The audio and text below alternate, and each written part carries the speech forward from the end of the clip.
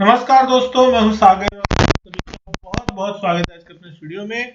आज इस वीडियो में हम बात करने वाले हैं निफ्टी के most under performing stock HDFC bank के स्टॉक के बारे में।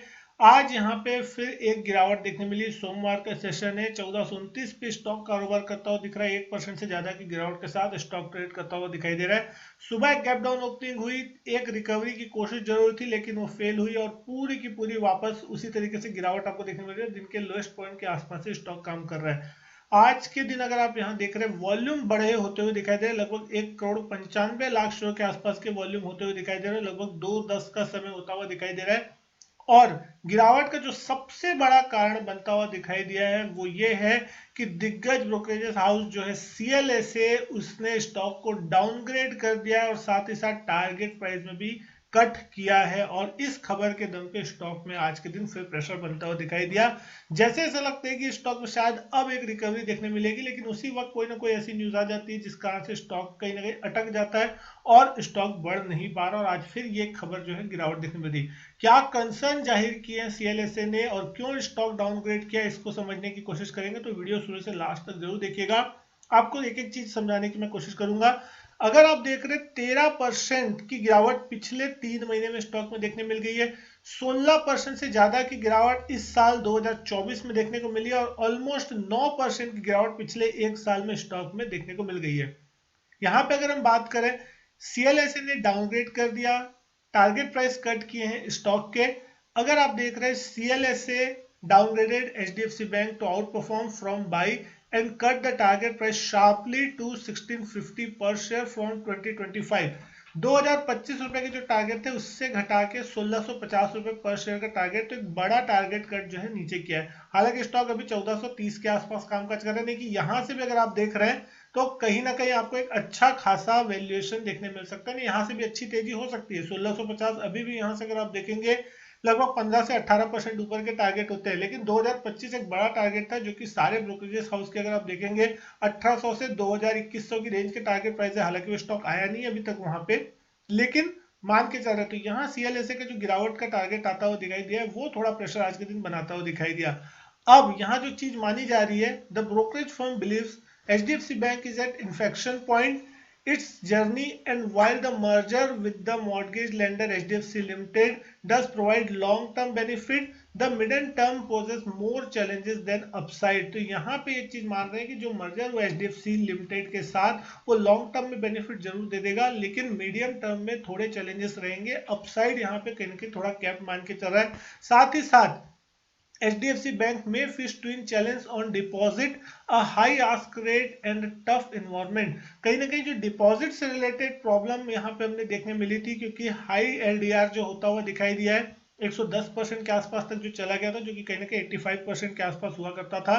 वो एक चिंता जाहिर कर रहा है कि डिपॉजिट से ज्यादा अगर लोन हो जाएंगे तो बैंक के ऊपर मुश्किल आती हुई दिखाई दे सकती है, और ये सब चीज मान रहे हैं। साथ ही साथ improving to be offset by muted CASA acceleration. तो यहाँ अगर आप कासा रेशियो देखते हैं तो वो भी कहीं ना कहीं म्यूटेड रह सकता है। और साथ ही साथ नेट इंटरेस्ट मार्जिन में भी जो है रिकवरी वो आपको थोड़ी देखने को मिल सकती है। तो नेट इंटरेस्ट मार्जिन, जैसे कि हम जानते हैं कि बैंक की जो नेट इंटरेस्ट मार्जिन होती है कमाई का एक बहुत इंपॉर्टेंट पैरामीटर माना जाता है। मार्जिन जितनी ज्यादा होगी वो प्रॉफिटेबिलिटी की उतनी ज्यादा गारंटी देता है, क्योंकि बैंक जिस रेट पे डिपॉजिट लेता है और साथ ही साथ जिस रेट पे बैंक लोन देता है, तो बीच में जो मार्जिन बचती है उसे कहते हैं नेट इंटरेस्ट मार्जिन। मान लीजिए 10% में बैंक ने लोन दिया और 7% आपको एफडी पे डिपॉजिट पे आपको पैसा देगा, तो कहीं ना कहीं 3% जो बचा वो नेट इंटरेस्ट मार्जिन बैंक की कमाई होती है। तो बैंक आपसे डिपॉजिट लेके सामने वाले को लोन देता है, तो उससे बैंकों का कमाई का हिस्सा चलता है। तो ये चीज मानी जा रही है। और साथ ही साथ अगर हम देख रहे हैं,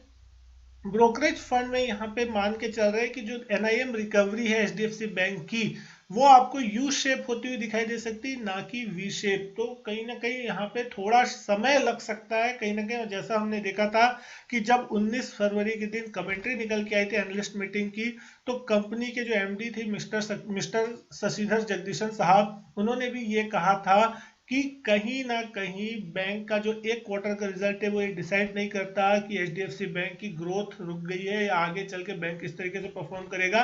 धीरे धीरे आपको समय लगेगा। तो अगला महीना एचडीएफसी बैंक के लिए बहुत इंपॉर्टेंट हो सकता है, क्योंकि कहीं ना कहीं ये मार्च का महीना निकल जाएगा, अप्रैल में Q4 के अपडेट आएंगे महीने की शुरुआत में, और उस समय देखना होगा कि किस तरीके से डिपॉजिट में बढ़त हो रही है या फिर वो कहीं ना कहीं म्यूटेड है। और जो कंपनी के नतीजे आएंगे Q4 के अगले महीने, उसके बाद देखना पड़ेगा कि क्या वहां पे कोई ग्रोथ आ रही है या पिछले क्वार्टर से बेटर नतीजे आते हुए दिखाई दे रहे हैं, और जो LDR और वो सारी चीज देखने वाली थी उसके ऊपर किस तरीके का रिएक्शन जो है बैंक देता है। अगर वहां पे थोड़ी भी आपको अच्छी चीजें देखने मिली या थोड़ी भी इंप्रूवमेंट देखने मिली कि बैंक की तरफ से, जो कि डेफिनेटली मेरे हिसाब से मिलनी चाहिए, क्योंकि बैंक उसके ऊपर डेफिनेटली काम करेगा, और इस चीज में तो आपको ये बैंक में एक जबरदस्त मूवमेंट देखने मिल सकता है, और स्टॉक में फिर आपको एक अच्छी खासी रिकवरी भी देखने मिल सकती है, और फिर सारे जो ब्रोकरेज ने टारगेट घटाया वो हो सकता है फिर से वापस उसके ऊपर बुलिश होते हुए दिखाई दे, क्योंकि कहीं ना कहीं पिछला क्वार्टर जो था उसमें नतीजे कोई खराब नहीं थे, लेकिन जो कुछ कंसर्न निकले थे उस कारण से स्टॉक की पिटाई होती हुई दिखाई दी। और अभी अगर आप स्टॉक प्राइस के लिहाज से देख रहे हैं, स्टॉक में 1.25% के आसपास गिरावट है। वैल्यूएशन वाइज स्टॉक जो है बहुत ही अट्रैक्टिव जोन पे चल रहा है।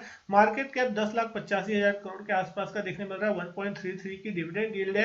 18 के पी पे स्टॉक चल रहा है। 77-78 का ईपीएस स्टॉक का। और प्राइस टू बुक अगर आप देख रहे हैं तो हिस्टोरिकल लोअर वैल्यूएशन के आसपास कहीं ना कहीं देखने मिल रही है। 2.5 के भी नीचे प्राइस टू बुक पे स्टॉक आपको ट्रेड करता हुआ मिल रहा है। तो वैल्यूएशन वाइज जिस तरीके से मार्केट में अभी एक अच्छी खासी रैली बनी है, सारे स्टॉक एक ओवर वैल्यू के आसपास आते हुए दिखाई दे रहे हैं। अच्छी खासी तेजी मार्केट में चल रही है, इसलिए अभी ओवर वैल्यूएशन को ज्यादा बात नहीं की जा रही है। लेकिन डेफिनेटली जब मार्केट में करेक्शन आता है तब मार्केट एक ऐसे स्टॉक को खोजता है जहां पे वैल्यूएशन भी जस्टिफाई हो और साथ ही साथ क्वालिटी हो। तब आपको देखने मिल सकता है कि एचडीएफसी बैंक उस वक्त आउट परफॉर्म कर सकता है, जैसा कि हमने देखा था आईटीसी के केस में। रसिया यूक्रेन वॉर के समय हमने देखा पूरा मार्केट जब गिर रहा था तब आईटीसी एक अकेला ऐसा स्टॉक था जो कि पॉजिटिव साइड में मोमेंटम लेता हुआ दिख रहा था, क्योंकि उसमें वैल्यूएशन बहुत थी, लेकिन वो 2-3 साल तक चला ही नहीं था। बहुत लोगों को परेशान किया था, बहुत से लोगों का पेशेंस टेस्ट किया था। तो एचडीएफसी बैंक के भी केस में अगर आप देख रहे हैं, आपको बिल्कुल वही चीज होती हुई दिखाई देती है। इस स्टॉक ने भी एक लंबा पेशेंस वो टेस्ट किया है अपने इन्वेस्टर्स का। पिछले 3-4 सालों में अगर आप देख रहे हैं तो अपसाइड में 1700 रुपए की रेंज और लोअर साइड में 1300 रुपए के आसपास की रेंज जो है वो सपोर्ट के रूप में कामकाज करे। तो 400 पॉइंट की रेंज में स्टॉक कामकाज कर रहा है। पिछले महीने एक बड़ी तेज गिरावट देखने मिली थी, और अभी जैसे ही यहाँ लगने की कोशिश हुई कि शायद रिकवरी देखने मिल सकती है, आज फिर एक बुरी न्यूज यहाँ पे सीएलएसए की तरफ से डाउनग्रेड किए आते हुए दिखाई दे। स्टॉक में आपको एक प्रेशर देखने को जरूर मिल रहा है। ये स्टॉक अभी एक रेंज में बना हुआ है, और मेरे को लगता है कि कम से कम ये स्टॉक अगले महीने जब तक इसके क्वार्टरली अपडेट नहीं आते, शायद इस रेंज को ऊपर या नीचे किसी भी साइड तोड़ने के पक्ष में नहीं, इसी रेंज में कंसोलिडेट शायद करता हुआ दिखाई देगा। 1370-1380 एक सपोर्ट रेंज है, जिसके आसपास स्टॉक आता है तो कहीं ना कहीं वहां उसको एक सपोर्ट मिल रहा है। और अपसाइड में अगर 1470 की रेंज के आसपास स्टॉक देखने को मिलता है तो वहां पे आपको एक रेजिस्टेंस देखने मिलेगा।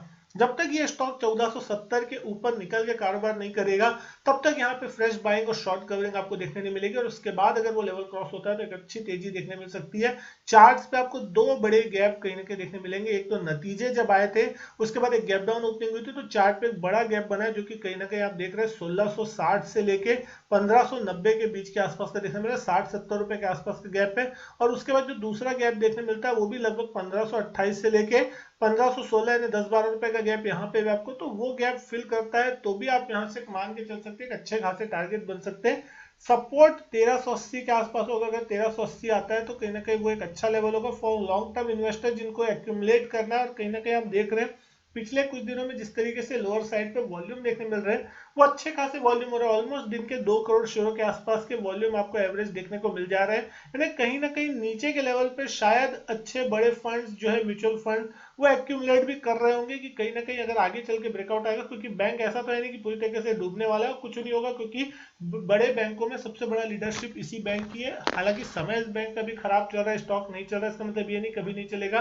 पहले हमने देखा था जब एसबीआई का स्टॉक भी बहुत सालों तक नहीं चला था, अब एसबीआई के स्टॉक दिवस चल रहा है, क्योंकि कहीं ना कहीं मार्केट में शिफ्ट देखने मिल रहा है, उसकी कमाई बढ़ती हुई दिख रही है। तो उस कंडीशन में अब प्राइवेट सेक्टर बैंकों में कुछ ऐसे बैंक है जो कोटक, एचडीएफसी, ये शांत है। वहीं अगर आप एक्सिस और आईसीआईसीआई की हालत को देखते हैं तो वहां पे आपको अभी भी एक अच्छी खासी तेजी, अच्छी खासी ग्रोथ देखने मिल रही है। तो उन स्टॉक्स में भी आपको एक रिकवरी देखने मिल रही है। तो एचडीएफसी, कोटक बहुत बड़े आउट परफॉर्मर रहे हैं पास्ट में। इसका मतलब ये नहीं है कि अब वो आगे नहीं चलेंगे या अभी पिछले 3-4 सालों में इन्होंने अंडर परफॉर्मेंस दिखाई है। तो हो सकता है जब मार्केट का कोई बुरा समय आएगा उस समय इनमें गिरावट भी हो सकता है उतनी ज्यादा देखने ना मिले और उस समय आउट परफॉर्मेंस भी इन स्टॉक्स में आए। क्योंकि कहीं ना कहीं इन स्टॉक से पैसा निकला है तो बाकी सेक्टर के बाकी बैंकों में, आईटी सेक्टर में, स्मॉल कैप, मिड कैप बहुत से स्टॉक में पैसा लगा है। तो जब वहां से पैसा या प्रॉफिट बुकिंग की शुरुआत होगी, उस कंडीशन में लोग ऐसी बेट को खोजने की कोशिश करेंगे जहां पे उनका पैसा सुरक्षित है। तो उस कंडीशन में फिर ये सेक्टर और ये बैंक जो है वो आपको हो सकता है प्रॉफिटेबल बनते हुए दिखाई दे और उस समय इनमें पैसा आता हुआ दिखाई दे, तो यहाँ अच्छी खासी तेजी होगी। क्योंकि एफआईएस का बहुत बड़ा चंक इस स्टॉक में 50% से ज्यादा हिस्सा जो है एफआईएस होल्ड करते हैं।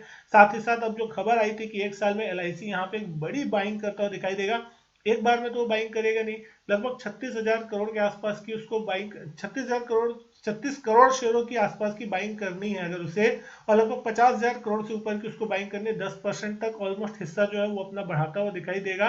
तो धीरे धीरे ही सही, लेकिन वो भी बाइंग करेगा। तो अगले महीने जब उनके क्वार्टरली अपडेट्स आएंगे, साथ ही साथ क्वार्टरली शेयर होल्डिंग के डेटा जब सामने आएंगे, तो पता चलेगा कि एलआईसी ने पिछले क्वार्टर में कितनी हिस्सेदारी खरीदी। वो भी एक बहुत बड़ी खबर हो सकती है इस बैंक के लिए, उस पर भी नजर रखनी चाहिए, खासकर अगर आप इन्वेस्टर हैं। उससे पता चलेगा कि क्या वाकई एलआईसी ने पिछले क्वार्टर में कोई चंक उठाया है खबर के बाद या नहीं उठाया। अगर खबर के बाद उसने उठाया है और अगर आपको पता चल रहा है कि स्टॉक बिल्कुल कंसोलिडेट कर रहा था लेकिन एलआईसी ने एक अच्छा खासा चंक उठा लिया है वहां पे, भले 5,000 10,000 करोड़ के आसपास का ही सही, तो आपको साफ समझ आ जाएगा कि वो एक्यूमुलेशन प्राइस आपको साफ चार्ट पे देखने मिल रहा है कि 1380 1420 ये रेंज के आसपास में हमने देखा है इस वॉल्यूम पे कंसोलिडेशन स्टॉक में देखने मिला है। और उस कंडीशन में एलआईसी ने भी वहां पे बाइंग की है, तो फिर आगे चल के उनकी वैल्यूएशन और जबरदस्त होगी, स्टॉक में और अच्छी खासी उछाल देखने मिल सकती है। और स्टॉक का 1600-1700 तक का टारगेट एक बहुत ही रीजनेबल टारगेट है, क्योंकि हमने देखा था कि 1600-1700 तक स्टॉक आराम से जा चुका है। जब 1700 का लेवल निकलेगा उसके बाद असली खेल इस स्टॉक में चालू होगा और उसके बाद ही ये स्टॉक जो है असली चलना चालू करेगा। अगर इसने 1700 का लेवल निकाल दिया उसके ऊपर इसकी क्लोजिंग आती है, हालांकि वो बहुत दूर है। सबसे पहली चीज तो ये है कि ये 1500-1600 की रेंज तक पहले पहुंचे और ये 1470-1475 के एक रेजिस्टेंस जोन पार करे, क्योंकि पिछले 1 1.5 2 महीने में अगर आप देख रहे हैं इसी रेंज में स्टॉक फंसा हुआ है। तो क्या लगता है आपको दोस्तों, ये स्टॉक फंसा रहेगा, नीचे जाएगा, या फिर एक बार ऊपर बाउंस इसमें आने की उम्मीद है? कमेंट करके जरूर बताइएगा। वीडियो अच्छी लगे तो लाइक करें, शेयर करें, चैनल नहीं किया सब्सक्राइब तो चैनल सब्सक्राइब जरूर करें। मैं आपसे मिलता हूं अपने नेक्स्ट वीडियो में, तब तक के लिए गुड बाय, थैंक यू।